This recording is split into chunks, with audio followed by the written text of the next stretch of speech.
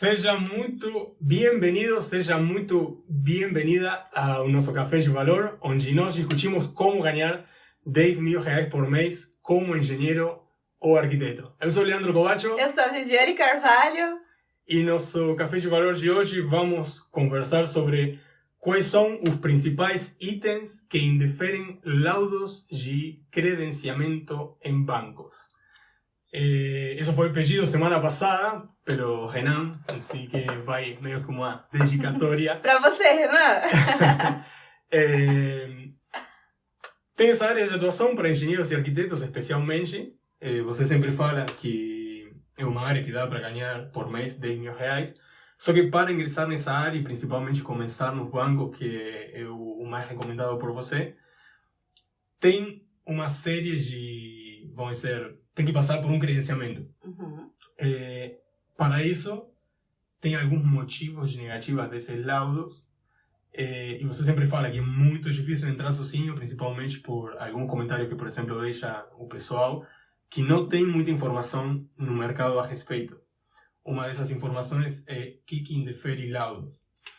Acho que a melhor maneira para responder isso é quem está no campo de batalha, já na prática. Então, a pergunta é, durante esses 7 anos de tua experiência, o que você viu que indefere laudos de avaliação para poder entrar e ter essa possibilidade? Vamos lá. Primeiro, quem conhece um pouco ou não conhece a área de avaliação, é importante saber que o credenciamento é diferente de concurso, é onde as pessoas mandam uma documentação, acertou tudo, entra, errou algo pequenininho, tá fora. É diferente de concorrência. O outro ponto que é importante também é saber que indefere seria reprovar o seu credenciamento, ou seja, você não teria um contrato de 5 anos naquele banco específico ou nos bancos que você mandar, certo? Com base nisso, quais são os principais fatores que a gente vê ao longo dessa caminhada que são padrões repetitivos de negação desses credenciamentos de muitas pessoas? Nos laudos, especificamente, que foi a pergunta aí do nosso seguidor, tem alguns pontos como, por exemplo, quando você faz uma avaliação, você trabalha com um modelo estatístico e esse modelo, que é onde você vai chegar no valor de avaliação, você tem alguns intervalos de acordo com a norma de avaliação, que é o intervalo mínimo, médio e máximo, ou seja, o que é isso? São esses intervalos de confiança, onde você diz na sua avaliação, com base técnica na norma, que o valor daquele bem, o valor daquele imóvel avaliado, vale de tanto, que é o mínimo, a tanto, que é o máximo. E existem algumas regras técnicas dentro disso, que muitas vezes, pela norma ser muito rebuscada, ela nos embasa em tudo, mas ela é mais rebuscada, e quem não tem tanto conhecimento, não tem conhecimento da linguagem técnica do avaliador, se perde um pouco na interpretação normativa, no sentido de, beleza, lá na norma você vê, tem o mínimo, tem o médio, tem o máximo, mas você sabe que para você entrar num credenciamento e para você atuar como avaliador, na maioria das vezes, você vai utilizar o valor médio com um desconto de 5%, ou você vai utilizar o valor mínimo desse intervalo de confiança. E por quê? Existe tudo que você fizer em termos de vale isso. Eu usei o valor mínimo do intervalo de confiança nessa avaliação do credenciamento. Dando um exemplo para facilitar, você avaliou um apartamento para mandar o seu laudo completo de um credenciamento. Você chegou num valor mínimo, médio e máximo. Qual é que você vai usar? Você não vai escolher arbitrariamente. Você vai precisar usar ou o médio ou o mínimo, dependendo da forma que sua amostra foi composta.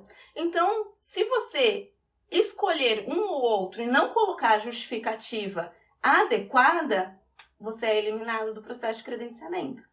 Então, a importância de saber essas nuances, que por mais que você faça o resto tudo certo, um parágrafo seu que falte de justificativa, por que você usou o mínimo, por que você usou o médio, e por que você não deu um desconto, por que você não deu um desconto, Isso é capaz de te reprovar num credenciamento e te fazer perder um contrato de 5 anos recebendo serviço todo mês no seu e-mail. Então é muito sério nesse sentido. E são coisas que, como a gente já está muito treinando há muito tempo e já treina muitas pessoas, já acompanha muitas pessoas, treina pessoas, né, nesse decorrer, a gente percebe que é algo que elimina muita gente. Porque não é algo que está escrito de forma muito clara em nenhum lugar. A pessoa sempre acaba se perdendo quando está começando.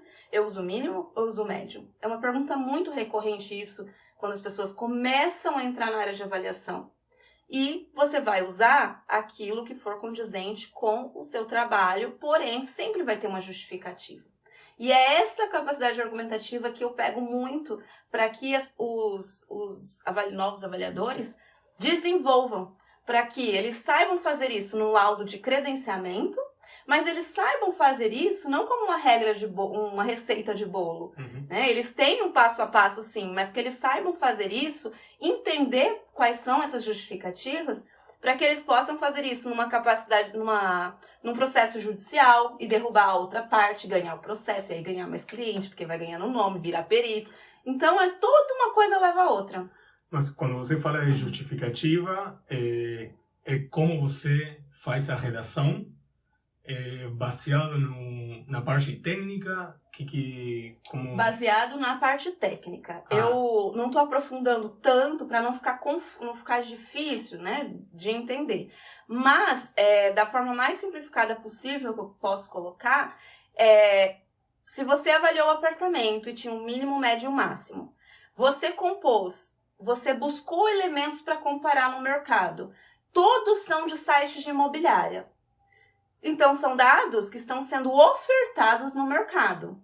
Geralmente, os dados ofertados no mercado, eles estão com um valor um pouquinho maior por aquela sobrinha. Quando vende, acaba vendendo por um pouquinho menos. Então, a forma de você tratar isso num trabalho de credenciamento, em qualquer trabalho como avaliador, se você coletou todos os dados de site de imobiliária, são todos dados de oferta. Mas aí que está a sacada. O seu imóvel, sua avaliação não é de oferta. Você está querendo encontrar o seu valor real de mercado de venda. Então, existe um degrau aí entre o seu imóvel e os imóveis da coleta. E a forma de fazer isso, se você precisa escolher uma variável chamada oferta-venda para trabalhar isso. Se você não escolher essa variável oferta-venda, já é um item que pode te reprovar.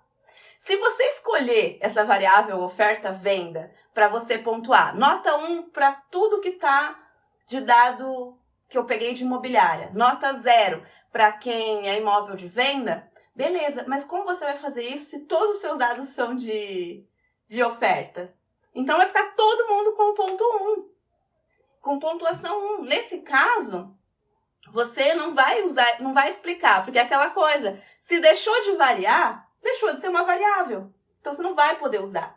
E aí que entra, porque nesse caso, você só vai, você vai entrar no credenciamento se você justificar. Se você usou todos os seus dados coletados na internet e você quer encontrar o valor de venda, porque é isso que o credenciamento te pede. Ele não te pede valor de oferta, ele te pede como se fosse avaliar aquele imóvel para ser vendido.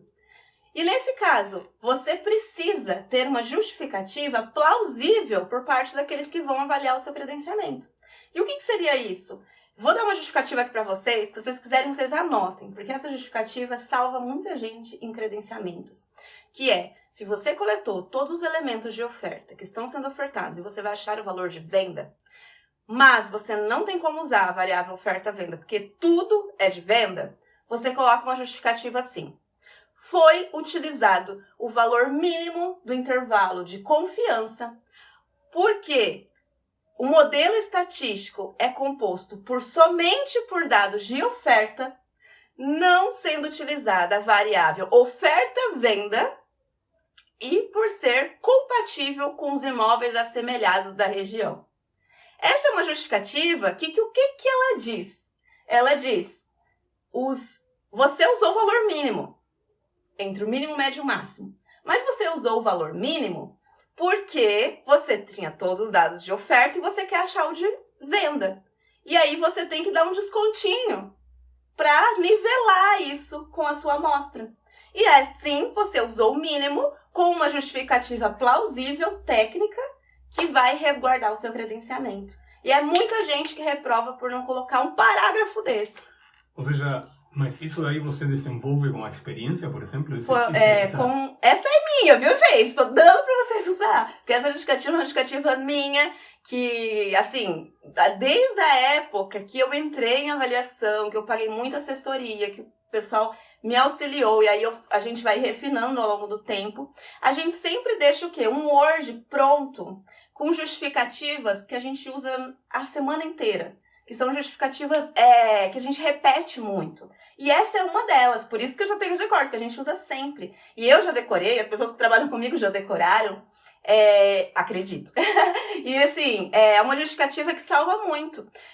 E esse é um item que pode reprovar. Justificativa. Mas dentro disso, ainda tem um outro item de justificativa que também reprova muito. Se essa justificativa, por isso que eu falei anota, porque se essa justificativa ela for mal colocada, ela também te reprova. Como que é isso? Vou dar um exemplo dela mal colocada. E eu já vi caso de reprovação assim, por isso que eu consigo falar. Vou refazer ela do jeito errado. Na avaliação foi utilizado o valor mínimo do intervalo de confiança por ter sido desconsiderada a variável oferta-venda e ser considerado compatível com os imóveis da região. Se você ler, não tá linda e maravilhosa? Parece que tá certo, gente, mas isso aqui já teve gente que reprovou, não entrou para um contrato de 5 anos. Então, porque ela foi desconsiderada. Você não tá desconsiderando, você não desconsidera nada. Você faz com base na justificativa técnica. Então, a palavra desconsiderada eliminou alguém de credenciamento. Então, mas aí que tá. Esses pequenos detalhes aí, você vai adquirindo com a experiência? Você adquire com a experiência, porém, o que acontece? Se você não vai esperar 5 anos, como que você vai ter experiência se você não entrar no mercado? Então, por exemplo, com os meus mentorandos, o que eu faço é que eu dou o meu Word pronto para que eles apliquem no dia a dia, quando começarem a trabalhar, e evitem lacunas, impugnação judicial e tudo isso. E eu dou um modelo de laudo aprovado, completo, que 1 ou 2 que já foram aprovados nas minhas empresas de credenciamento, mais de uma vez, para eles poderem fazer por cima deles. Então, assim, tudo bem mastigadinho. É muito mais fácil para quem está querendo ingressar. Não, totalmente. Acaba que você faz em cima de um material já aprovado. Só que você faz, e eu dou esse material, e à medida que a pessoa vai fazendo, eu vou explicando o porquê. Porque meu objetivo não é só que ele faça por cima de um trabalho. Meu objetivo é que ele garanta, aumente infinitamente as chances de acesso, mas que ele saiba pegar trabalho particular, parceria com advogado. Gente, advogado adora capacidade argumentativa. Eles trabalham com o quê? Com prova técnica, que é o que você tem a norma para fazer esse tipo de coisa, e argumento. É essa matéria-prima do advogado.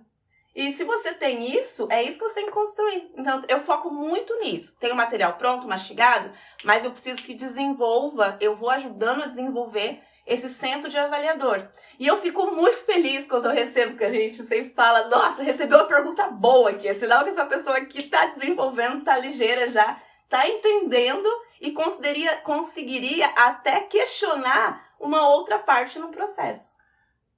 Então, por um lado, tem um item importante que você mencionou, que é justificativa. Uhum. Que isso, pelo que você fala, é experiência e é fortíssimo. Tem que aprender a desenvolver a justificativa do laudo. Exato. Ou ter alguém que te oriente no começo, que te guie no começo, para poder entrar.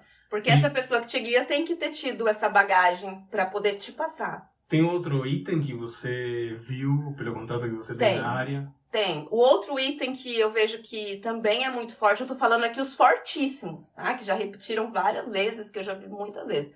Mas, existe o item, além desse existem outros, mas esses daqui são para ligar o alerta de vocês, para saber o quão importante está pronto. O outro item é em relação a grau de fundamentação da norma de avaliação, que também é um item que reprova credenciamentos nos bancos. Você se baseia na norma de avaliações. Na norma de avaliações, também, procurando simplificar aqui, mesmo que tenha algumas palavras técnicas que não dá para fugir, na norma de avaliações, você tem os graus de fundamentação. Você tem o grau de fundamentação 1, 2 e 3. O que é isso? Quanto maior esse grau de fundamentação, melhor a consistência e qualidade do seu trabalho. Ou seja, quanto maior o grau de fundamentação, é uma forma de mensurar ali a qualidade e a consistência desse seu trabalho.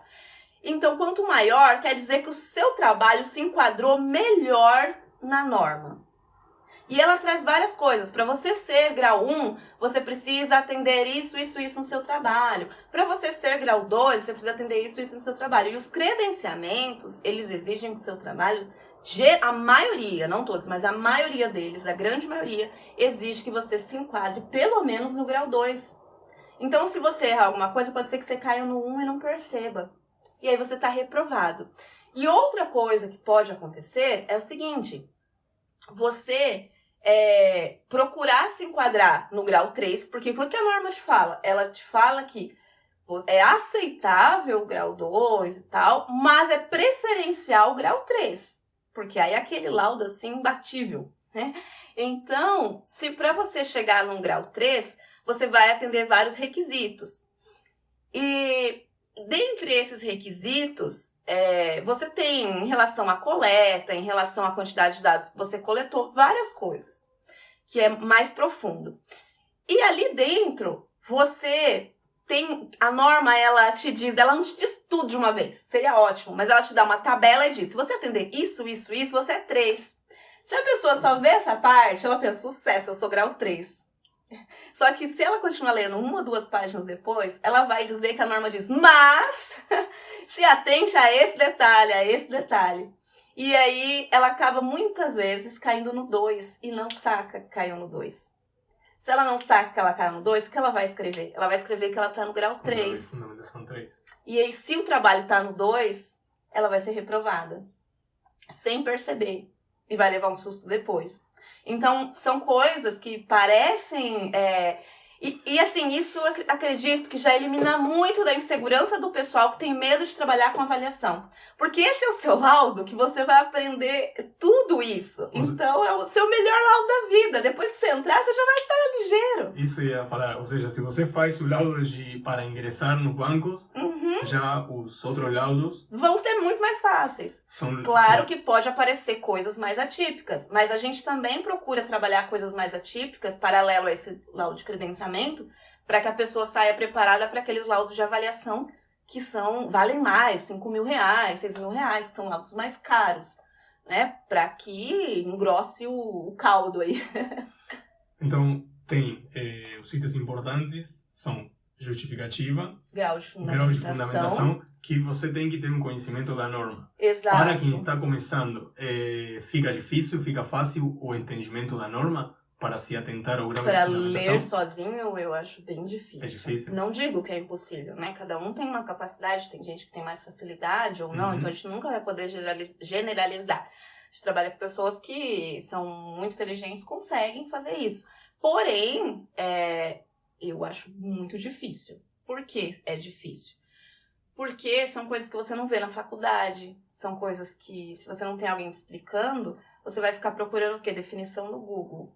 E tem falta de informação. E informações desencontradas e desorganizadas. Então, uma coisa que você mencionou e que traz um pouco isso também, o pessoal fala pra gente muito a questão da insegurança, né? Sim. Que toda essa falta de informação no mercado também acaba gerando uma insegurança para ingressar. Que na verdade acontece com todas as áreas. Quando você vê uma coisa que vai desconhecida, você fica com certo receio. Mas, baseada na tua experiência, você já passou por alguma situação assim, quando você se lembra de alguma história, quando você começou, como você se sentiu, ou você já viu algum caso que você viu, teve que falar, olha, toma cuidado com isso daqui, ou te falaram quando você começou, você lembra? Assim, não tem como falar, nossa, eu fui segura sempre. Não existe isso, não, né? Sempre então, tem, assim, não sempre tem motivo de insegurança em qualquer profissão. Até quando você começa a fazer uma faculdade, se você se imaginar fazendo um projeto, você fala, ai meu Deus do céu, será que eu vou dar conta? Então tudo é assim. Então claro que eu tive momentos de insegurança, mas o que me respaldou é que eu ainda pegava umas assessoria aqui, umas ali e tal, e me ajudava. Mas, sim, tentando puxar aqui, primeira coisa, quando eu conheci a área de laudos, eu sempre falo sobre isso. Eu não sabia nada sobre laudos. Então, eu precisei pedir ajuda e socorro e tal, até eu conseguir entender e tudo mais. E esse foi um momento de muita insegurança. Porque eu tinha que ir, né? Porque eu sabia que aquilo ali ia virar minha vida, eu sabia o potencial que tinha, eu tinha que ir. Mas eu não tô falando de se jogar sem paraquedas, né? Você se joga, mas você se joga seguro. Pra você ter o retorno daquele investimento de tempo e tudo mais. Mas eu me lembro, inclusive, de uma situação de quando eu comecei a trabalhar, que eu mantinha, olha como o network, começar a ter relação com as pessoas que estão trabalhando com isso ou querendo trabalhar é importante, porque tá naquela mesma vibe, né? Eu me lembro de uma situação em que falava várias vezes por dia com pessoas que trabalhavam com isso e tal, o que você faria? O que você faria nesse caso? E a gente tinha uma troca, e até hoje, gente, a gente tem essa troca. Existe essa troca até hoje, porque a gente, de vez em quando, pega um caso mirabolante. Quando você começa a pegar trabalhos mais altos, de vez em quando você pega trabalho mirabolante. E quanto mais você assume a gestão de um negócio, os pepinos vêm pra você. Porque o pepino, nesse momento, eu não tô sentada, produzindo, muitos laudos tem uma equipe e tal, mas na hora que vem um pepino, quem resolve sou eu. Então, sempre tem troca. Agora, eu me lembro de um momento quando eu já tava trabalhando, era um laudo de banco eu já tava dentro, mas que tinha várias casinhas, uma do lado da outra. E nessas casinhas, eu me lembro que tinha um desnível acentuado em relação ao nível do terreno da casa. E eu tive muita insegurança se eu aprovava ou se eu negava aquele imóvel. Porque eu não sabia o que os outros do lado tinham feito. E o que acontece? Se os outros do lado, imagina se os outros do lado, todo mundo negou. E você chega e fala, não, de acordo com o meu olhar técnico, isso aqui tá certo. E eu tava assim, coisa de meses na área. E nesse momento que me ajudou muito foi o contato, de o que você faria e tudo mais. E aconteceu isso. Eu fui uma pessoa que neguei. Na dúvida, eu neguei. Então, assim, porque se chegasse uma autorização pra mim, não, você tem que aprovar. Beleza, alguém falou pra eu aprovar. Então, era melhor eu negar. Então, e não com base em nada. Eu fiquei pensando, vai bater a chuva, pode alagar aqui, pode gerar umidade e tal, pode prejudicar o imóvel. Quando você está trabalhando no banco, por exemplo, qual que é a sua mentalidade? Você precisa pensar, isso aqui, a curto, médio ou longo prazo, pode acarretar risco à garantia, que é o imóvel?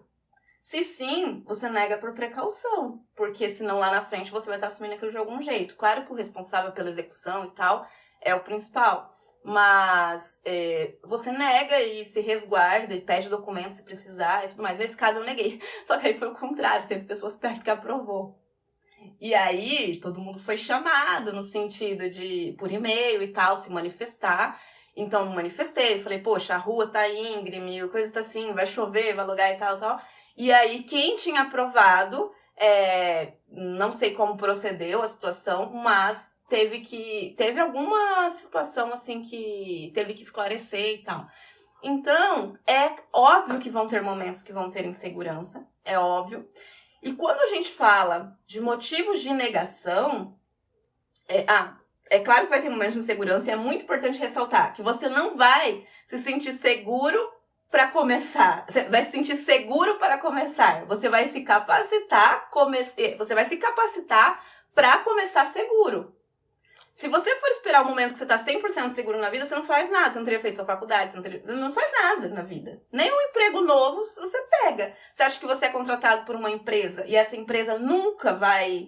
Pode acontecer de tudo com essa empresa. É pior ainda, que a sua vida está na mão, no controle de uma outra pessoa, de uma outra gestão e não na sua. Se tá na sua, você dá um jeito, entendeu? Você aprendeu uma ferramenta que você consegue expandir, você vai fazer isso. Melhor ir com insegurança. É melhor ir com insegurança, mas a ideia não é, igual eu falei, pular sem paraquedas. A ideia é, comece inseguro, se capacite para se sentir seguro. Então foi o que você eu ia te Sempre perguntar falo. o que você fez para eliminar essa insegurança. Eu acredito que a resposta Não, isso ninguém vai ser 100%. Não, mas né? você... Bom, diminuir Não. a insegurança. Você foi atrás de alguém que te... Sim, naquele momento, que é óbvio, né? Hoje eu digo assim, ninguém é 100% seguro, mas no trabalho que a gente faz, a gente já sabe muito bem assim, a gente com o nosso trabalho já sabe muito bem o que tá fazendo, já tem cada um da equipe fazendo uma coisa, a gente já, eu digo que ainda surge, às vezes, é necessário trocas, porque às vezes surgem casos extremamente atípicos, mas aí já é quando você vai expandir, quando você vai pegar laudos gigantes e tudo mais. Agora, para quem está começando, a ideia é que você se insira cada vez mais, igual vocês que estão aqui, estão assistindo, tira dúvida, se insira cada vez mais nessa área para ter contato com pessoas que trabalham e possa se resguardar e possa ter uma caixa de ferramentas para você lidar com a situação. Porque se você for fazer, por exemplo, um concerto sem caixa de ferramentas, provavelmente você não vai conseguir. E é a mesma coisa, você tendo a caixa de ferramentas, se hoje você está se sentindo, nossa senhora, estou me sentindo 90% seguro, você vai começar a trabalhar, só a preparação, você vai estar se sentindo 90% seguro. Entende? A gente consegue inverter isso 100% disso. Agora, o que é esse restinho? Esse restinho é porque eu espero que você seja ousado para pegar trabalhos grandes, não só em bancos. Você pode estar 100% preparado para o banco, mas eu quero que você também pegue obras acima de milhões, às vezes 2 milhões, 1 milhão para avaliar. E aí isso pode ser judicial, pode ser com advogado, e aí sempre você vai ter algo para aprender. E é isso que eu quero. Eu quero preparar profissionais que queiram expandir, pegar outra região, pegar outros trabalhos e crescer sempre. Aí você falou de uma coisa, faz isso e você falou, porque se você vai pegar imóveis maiores, mais difíceis, acredito que também vai depender da experiência que você tiver. Uhum. Isso faz com que, a começar pelos bancos, ajude nessa preparação de adquirir essa experiência? Sim, ajuda muito. Mas quando você faz o seu laudo completo para entrar no banco, você já vai estar muito aberto. Essa segurança cai por terra, porque você vai estar muito aberto a falar, poxa, se eu conseguir fazer um laudo para entrar no banco, eu consigo pegar aquela casa de 2 milhões para avaliar. Você consegue, porque é exatamente o mesmo procedimento. É o mesmo passo a passo, é a mesma sequência, é o mesmo raciocínio. É esse raciocínio que eu pego muito para desenvolver. Para que você consiga replicar aqui e mandar para todos os bancos e pegar trabalhos, parcerias com advogados, parcerias, fazer judicial, fazer particular. Nós temos um mentorando que faz muito particular. Então, é isso que a gente quer, que vocês consigam replicar. E eu poderia até falar, nossa, quando eu tenho, por exemplo, os mentorandos, preparar, só faz esse laudo completo, e aí não sei o que para entrar em banco. Mas eu tenho a preocupação e eu sempre coloco, por exemplo, a metodologia do evolutivo, que é uma metodologia para imóveis atípicos. Não necessariamente você vai usar essa metodologia para entrar no banco, às vezes você nem vai usar se você for entrar nos laudos simplificados, por inferência estatística. Mas por que eu coloco? Porque ali já está a sementinha do seu plano de expansão lá na frente.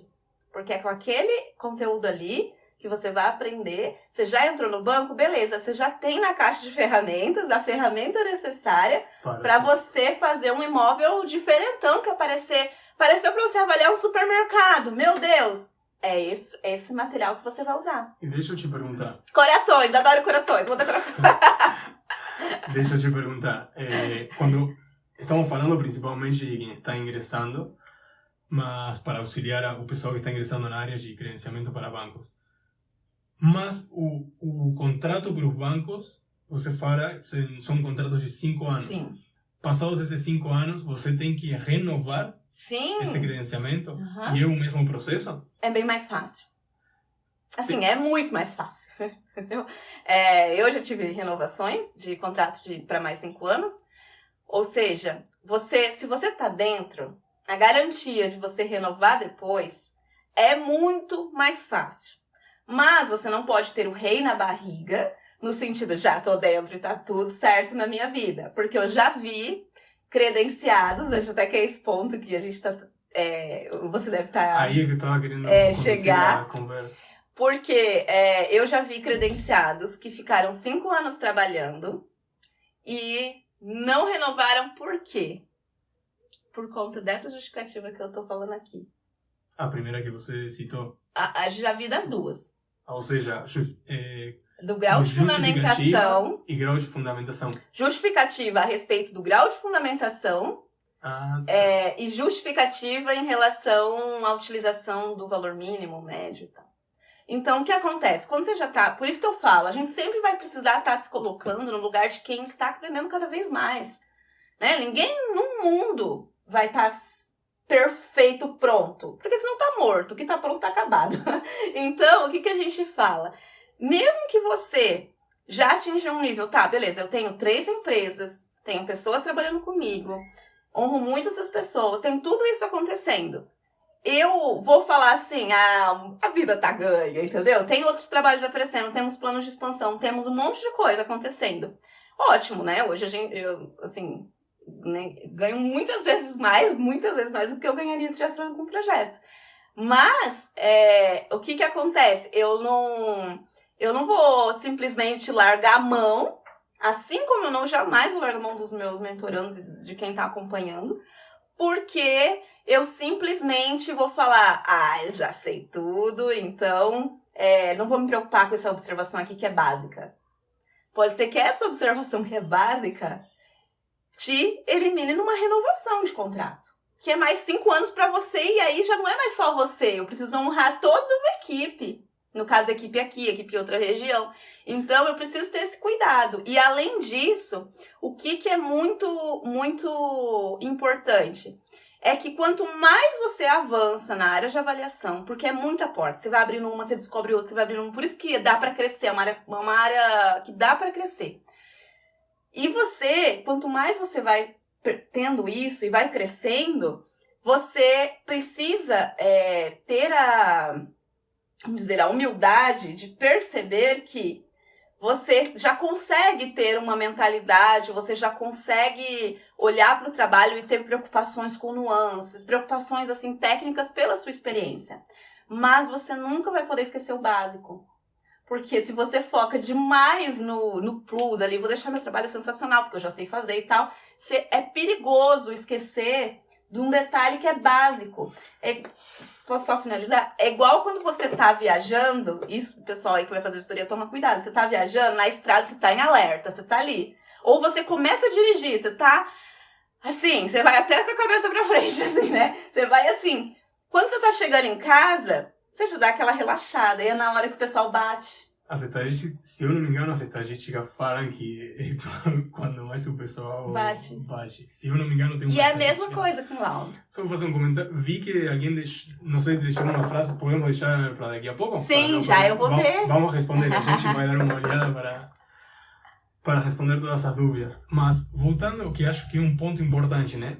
Porque você citou, tem um pessoal experiente que pode ficar fora de um credenciamento. Então, por que isso acontece, né? Porque temos os motivos que estamos falando, quais são os itens que indeferem laudo para credenciamento, mas acontece, pelo que estamos falando e pelo que você disse, acontece com pessoas que estão começando e com pessoas experientes, que são experientes já com 5 anos.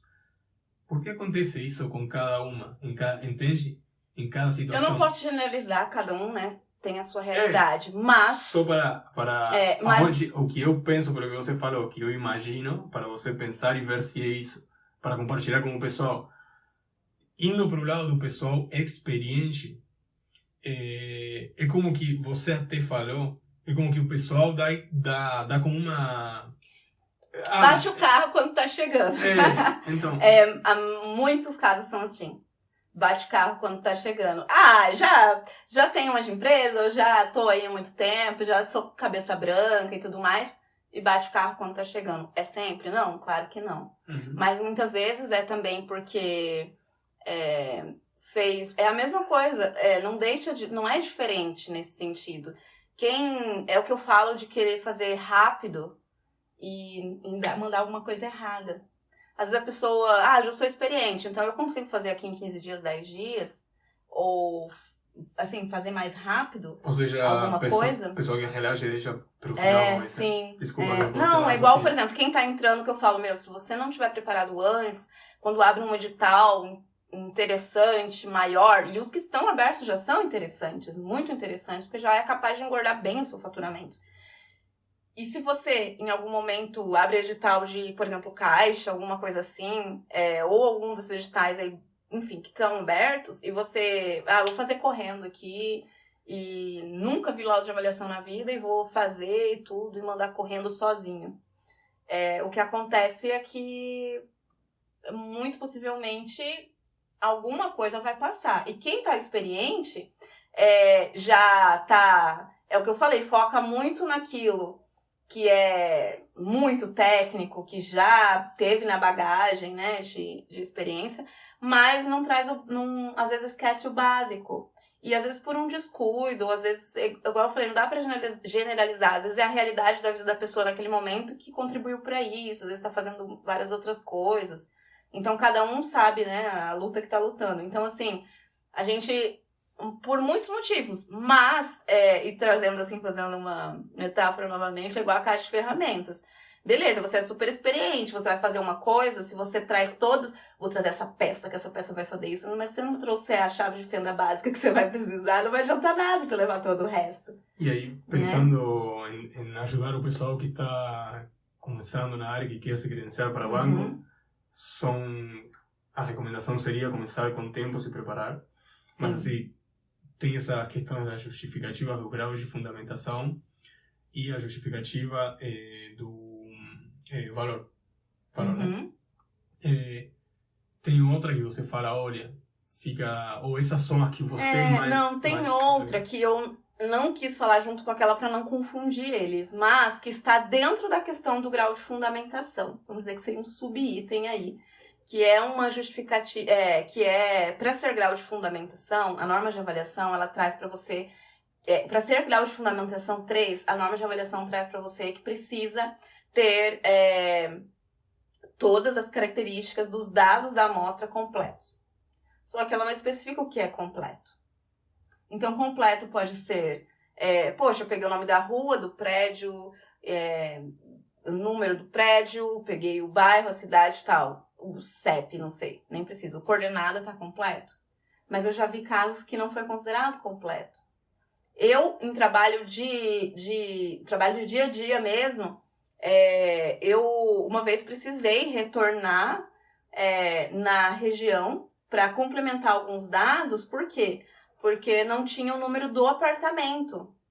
E do meu ponto de vista, como eram dados de oferta, é muito difícil às vezes de passar o número do apartamento. Porque às vezes os corretores ficam com medo de alguém atravessar e fazer a venda por eles.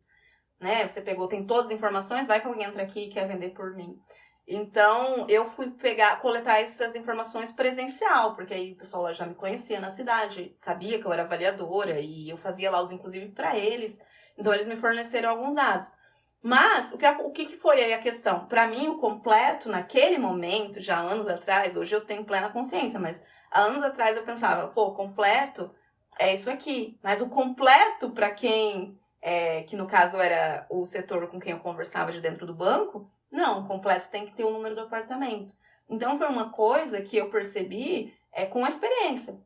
Mas, se você, hoje, o que eu falo pro pessoal? Se você vai mandar um laudo pré-credenciamento, já bota tudo. Bota número do apartamento, bota coordenada, coloca assim, completo. E tem mais uma coisa, se você vai alcançar a grau de fundamentação 3, será que alguém não pode questionar que completo deveria ter a fotinha da fachada de cada imóvel? Então, eu já oriento, quer fazer grau de fundamentação 3?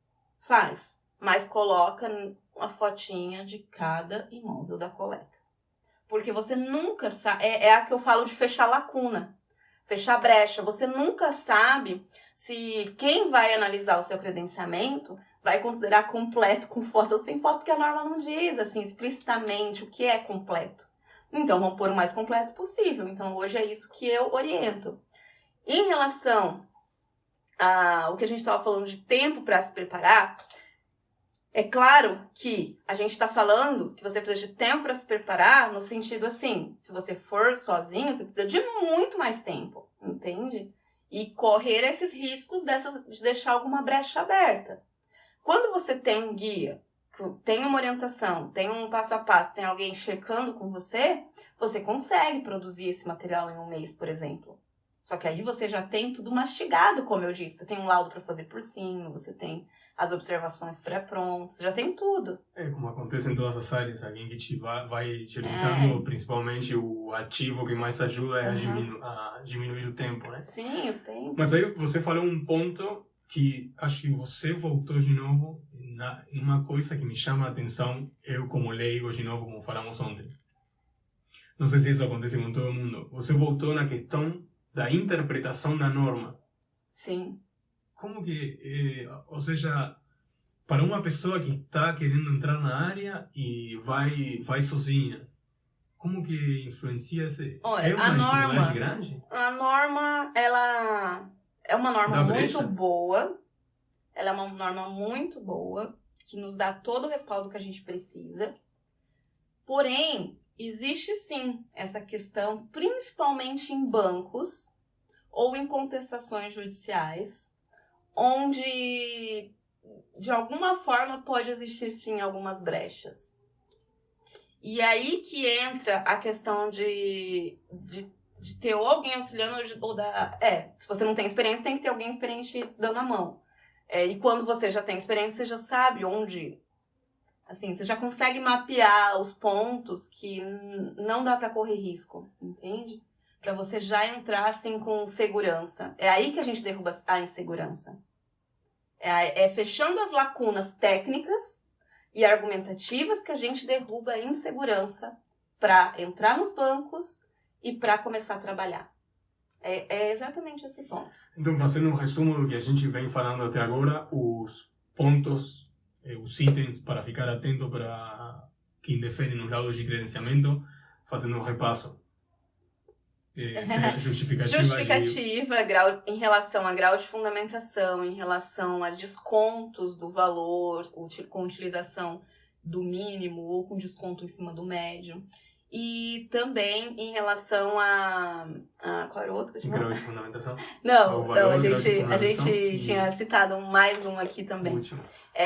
E além disso, como um plus para o pessoal, além do que tem no laudo aí, já fica a dica para o pessoal, o que é muito importante você estar atento é a validade das certidões, que não é o laudo, mas também é um item que reprova muita gente, e que aí eu também já vi credenciados renovando o contrato, esquecendo de mandar a certidão, que é só o que a pessoa precisa, na verdade. Quando você vai renovar contrato, uma vez você já fez o laudo, e aí o que você precisa? Só mandar as certidões dos documentos atualizados, né, na verdade. Então, você precisa mandar as certidões todas atualizadas, e você precisa lembrar que tem uma certidão que se chama falência concordata, que ela, às vezes, assim, o jeito que ela vem escrita nos editais, solicitada nos editais, ela vem separada das outras. Então, é muito fácil de fazer um checklist, listar ali e falar, eu já tenho todas, e esquecer da outra que está ali separada, que é a de certidão de falência concordata. E muita gente, até no último edital da Caixa, mesmo na hora de renovar, empresas que já eram credenciadas, esqueceram da bendita certidão de falência concordata. E, gente, é uma certidão, a pessoa já está prontinha no mercado. É uma certidão, então, assim, gente, cola isso na parede. Certidão negativa de falência concordata. Acho que o outro ponto que você tinha mencionado não era a questão de colocar todas as fotos, essas coisas. Sim, foi isso mesmo. O que a norma cita como dados completos para o grau 3. Mas você vai ser aceito se você entrar com grau 2. É melhor você ser aceito entrando como um grau 2 completinha, bonitinha, do que você querer entrar com grau 3 e fazer alguma coisa mal feito e errar na hora de assinalar, colocar 3 pauzinhos e ser só 2 pauzinhos de grau 2. Hoje temos hashtag ou não temos hashtag? Não sei, eu sei que é o cara das hashtags. Eu até anotei aqui, mas não sei aí, poderiam consultar até com a galera. Manda uma hashtag aí pra gente, gente. Eu anotei hashtag completo e com foto. Não sei se tá muito bom. Vamos arriscar aqui, melhor. Vamos passar para a pergunta aqui. Deixa eu ver se... Eu tenho a visão de avaliação para bancos, só para saber o valor do imóvel. Ah, essa pergunta é boa, Pri. A Pri é uma seguidora nossa que adora o diário de vistoria. A gente ainda vai fazer mais, tá? Fica tranquila, Pri. Eu tenho a visão de avaliação para bancos só para saber do valor do imóvel. Tem outras opções dessa área? Olha, Pri, é o seguinte, a maioria das avaliações para bancos são para saber o valor do imóvel, sim, tá? Mas existem vários motivos para você saber o valor do imóvel dentro dos bancos. Quais são esses motivos? Às vezes, a maioria deles é para venda. Você vai saber o valor do imóvel para ser vendido, certo? Transacionado. O outro motivo é que é retomada de imóvel. Casos em que a pessoa que comprou não conseguiu pagar, infelizmente, e aí o banco precisa pegar aquela garantia de volta. Precisa pegar a casa como retorno daquela dívida. E aí, nesse caso, é feito o valor de venda para retomada do imóvel.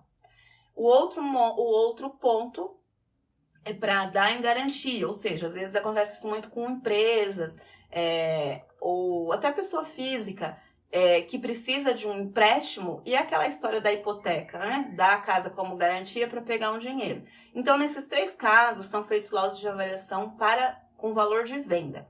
Dentro de bancos, é menos comum você trabalhar com um valor de aluguel, por exemplo. Na verdade, eu nunca fiz, as atividades não são focadas em valores de aluguel. O banco trabalha para isso, para dar o dinheiro como garantia, dar o dinheiro para a pessoa vender ou comprar e também como retomada. Agora, quando existem alguns casos mais específicos que a gente iria mais para a área judicial, para a área particular, onde aí podem ser avaliação de aluguel, pode ser avaliação de várias coisas, posto de combustível, loja em shopping, muitas outras coisas e que envolveria locação. Ou quando você vai para o caso em parcerias com escritórios de contabilidade, por exemplo, onde vai ser levantado o valor do bem por uma questão de levantar o capital social daquela empresa, com um levantamento de capital social. Às vezes, o escritório de contabilidade ele precisa fazer o levantamento de um PJ, de uma empresa. E essa empresa, ela tem no capital social dela, dentre as coisas que ela possui, valores, dinheiro, tudo isso, ela também tem imóvel, que é da empresa. E aí, nesse caso, a parte do imóvel somente, quem levanta é o avaliador de imóveis, o arquiteto ou engenheiro. Então, pode ser por muitos motivos. Na maioria das vezes, para bancos, é de transação, é de venda, na grande maioria. Mas, essa pergunta, por que ela é tão interessante? Por quê? Quando você vai trabalhar com avaliação de imóveis para venda, você aprende também aí dentro a avaliar, olha como é um mundo de coisas. Você aprende a avaliar imóvel que está pronto e você aprende a avaliar imóvel que os bancos financiam para ser construídos. Então, aí, quando a gente fala nisso, você já tem 2 tipos de atividades. Geralmente, quando é imóvel que já está pronto, que você vai avaliar, o banco te paga aí R$430, por exemplo, no caso da Caixa. Quando é imóvel que vai ser construído, é 923. Então, poxa, quando você... quem mais faz laudo de avaliação para imóvel que vai ser construído, financiada a obra, a Caixa. Então, mas aí quando vem, poxa, se vier 5 laudos de R$923 para você, né? Já são quase R$5.000. Então, só desse plus. Então, o que eu costumo preparar? Eu costumo assim, eu te preparo, sempre eu falo com o pessoal e assim, essa aqui também não deixa de ser uma preparação, essa troca aqui, esse ensino aqui. Porque se você entende como aprender a avaliar imóvel pronto, é importante que nessa bagagem tenha também ferramentas para você saber avaliar imóveis que vão ser construídos. Mesmo que você não use isso agora, na sua primeira oportunidade, você já está pronto para avaliar esses imóveis, que depois pode ser um plus de mais R$5.000 no seu faturamento. E o que você precisa para isso? Você precisa das mesmas coisas que precisa para avaliar imóvel pronto, que é o certificado, as certidões, o CNPJ, tudo isso aí que a gente sempre fala, o laudo completo. E quando você tiver a oportunidade, por exemplo, você tem tudo isso pronto, pasta prontinha, já entrou em alguns bancos, já mandou, já se credenciou, começou a trabalhar. Um dia que surge para você um edital que tenha essa atividade, por exemplo, da Caixa, que é para imóvel que vai ser construído, o que você faz? A única coisa a mais que você precisa para pegar essa atividade é incluir uma RT de projeto ou de execução. E isso, engenheiro e arquiteto tem um monte. Pelo menos uma você pode ter, de projeto ou de execução. E não importa se é de uma casa de 50 metros quadrados ou se é de um imóvel maior. Então, se você junta essa RT de projeto e execução com essa pasta técnica que você aprende para se credenciar hoje nos bancos, você já pega essa outra atividade. E mais do que isso, você pega essa outra atividade e mais uma, que aí responde também a sua pergunta. Além da avaliação de venda, tem uma atividade que chama acompanhamento de obra. Que o acompanhamento de obra também é capaz de aumentar aí pelo menos uns R$3.000 no seu faturamento. Então, porque ela é pago mais ou menos, por exemplo, para a Caixa, pago R$369 cada vez que você passa numa obra. Uma obra, o cronograma dela é feito com pelo menos 4 etapas. Então, são 4 vezes que vai passar naquela obra. Então, são 4 vezes R$369. Porém, antigamente, era o mesmo credenciado que passava nas 4 vezes. Mas hoje, até para que todo mundo não se acomode e continue se aprimorando, um que passa na primeira, outro na segunda, outro na terceira, outro na quarta. Só que de várias obras. Então, você passa na primeira dessa, na segunda da outra, na terceira da outra, e ok. Então, essa atividade, você precisa estar preparado para avaliar valor de mercado, de venda e tudo mais, para o banco, para os que tem hoje e tal, mas saber que só acrescentando uma RT de projeto e execução na hora que abrir um outro edital, que pode ser da Caixa ou pode ser outro mesmo, você anexando uma RT de projeto e execução, você já pega mais outras atividades. E aí você já engorda mais o seu faturamento. Então é essa a ideia que tem que ter. Pô, Chica, pro final. Você... Respondi, né, Pri? Eu acho. Deixa eu ver aqui se tem mais alguma. Também pra cima se tinha mais alguma coisa. Vai pro final. Não, é que o pessoal só curtindo mesmo. Nós despedimos com isso, então? Sim, um beijo. Espero que tenha contribuído muito.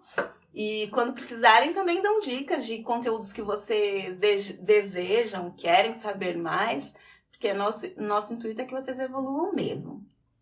Show? Boa quinta pra vocês. Um beijo!